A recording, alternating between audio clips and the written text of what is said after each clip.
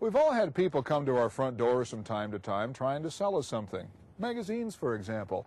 Now, most of these folks are legitimate, but as you're about to hear, not everyone can be trusted. The checks for $50 written on a current account, and the signatures even real.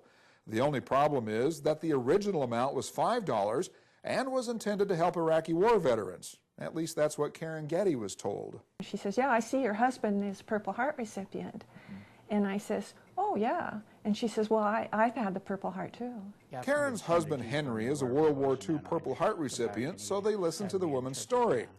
Karen wrote a check for $5 to help, but then she noticed that $50 had been withdrawn from her account. 5 had been multiplied by 10, the bank cashed the altered check, and Karen lost more than just a couple of bucks.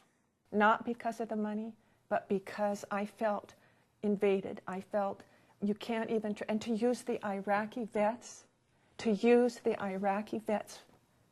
for something like this was the lowest she could get. The Better Business Bureau says altering checks is just one scam running through Montana.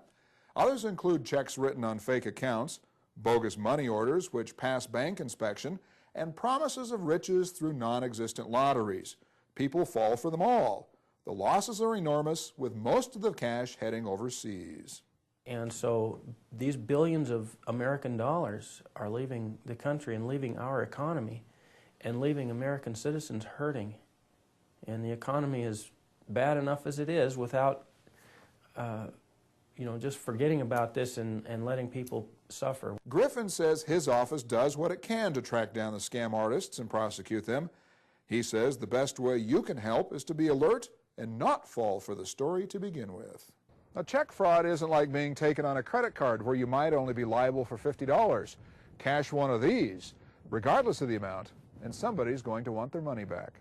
I'm Toby Hatley reporting.